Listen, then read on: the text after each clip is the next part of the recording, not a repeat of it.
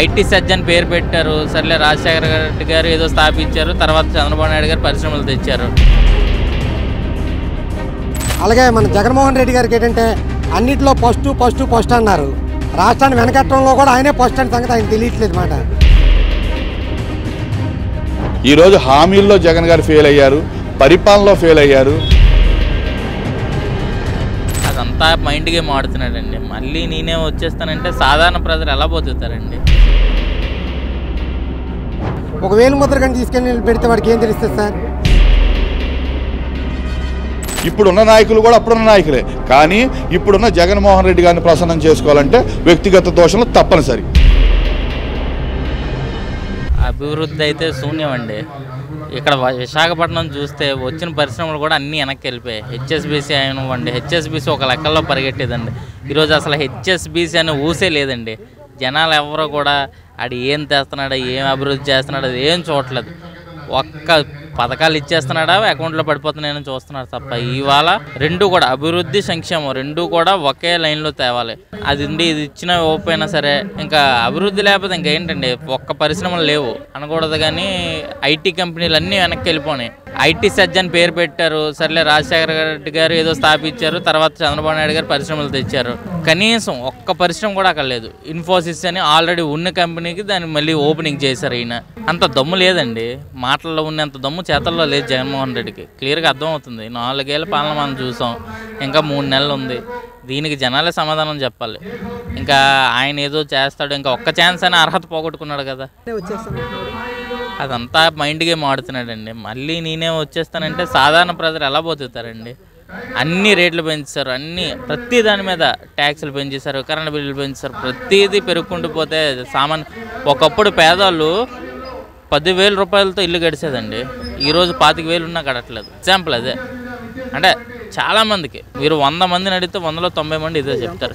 అంటే చంద్రబాబు నాయుడు వస్తే డెవలప్ అయిపోద్ది ఇదంతా పక్కన పెడితే జగన్మోహన్ రెడ్డి మటుకు రాకూడదు. 5 ఏళ్ల జగన్ రెడ్డి పరిపాలన ఎలా ఉంది? రాష్ట్రంలో ఏమైనా అభివృద్ధి సాధించారు? చాలా అభివృద్ధి జరిగిందండి. గంజాయి అమ్మడంలో బాగా రాష్ట్రం అభివృద్ధి చెందింది. కబ్జాలు చేయడంలో రాష్ట్రం బాగా అభివృద్ధి చెందింది. అలాగే యువతకు ఉద్యోగాలు లేకపోవడంలో బాగా అభివృద్ధి చెందింది.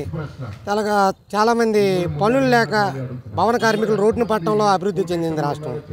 జగన్మోహన్ రెడ్డి గారి పాలన అభివృద్ధి అనే కంట ఏమి చేయలేదని అడిగితే చెప్పడానికి అయితే నా దగ్గర సమాధానం ఉందండి. ఏం చేశారంటే మటుగా మాట్లాడటానికి సమాధానం లేదండి నా దగ్గర. ఇప్పుడు ప్రతిదానికి వార్డు అధ్యక్షులుగా పెట్టారు, కార్పొరేట్ కమిటీలు వేశారండి.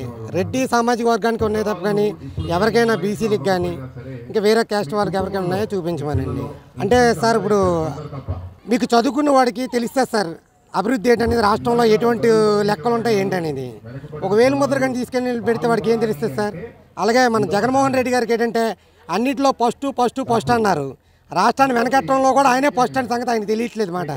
పక్కన్న సలహాదారులు కరెక్ట్గా చెప్పకపోవడం వల్ల ఇది జరుగుతుందండి. మన రాష్ట్రంలో అభివృద్ధి జరుగుతుందని చెప్పి అనుకుంటున్నారు.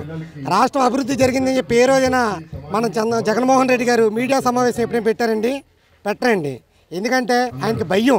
మీడియా విలేకరులు ఏమేమి అడుగుతారు, ఏం చెప్తానా అని చెప్పి స్క్రిప్ట్ లేదు ఆయన ఏం మాట్లాడమాట.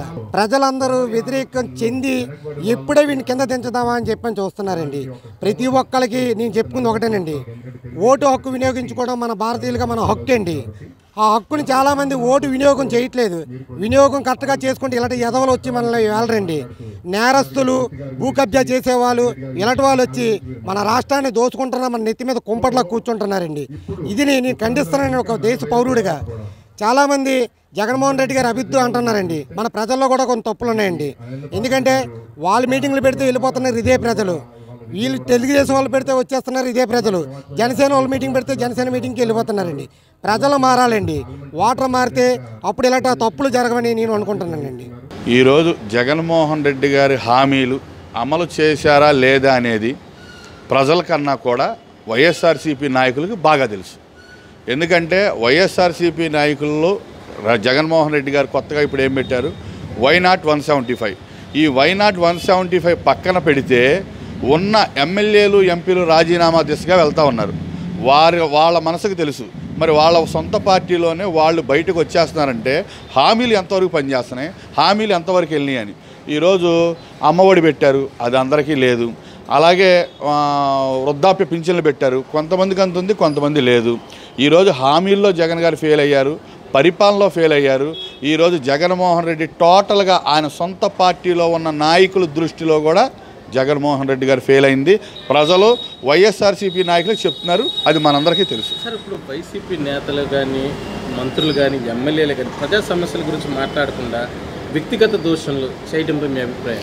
జగన్ గారిని ప్రశంసన చేసుకుంటాం. ఈరోజు వైసీపీలో ఉన్న కొంతమంది ముఖ్య నాయకులు వాళ్ళు ఎప్పటి నుంచో సీనియర్లుగా ఉండి కూడా వాళ్ళకి నాకు తెలిసి జగన్మోహన్ రెడ్డి గారు ఏమైనా బ్లాక్మెయిల్ చేస్తున్నారేమో అని ఒక ఆలోచన.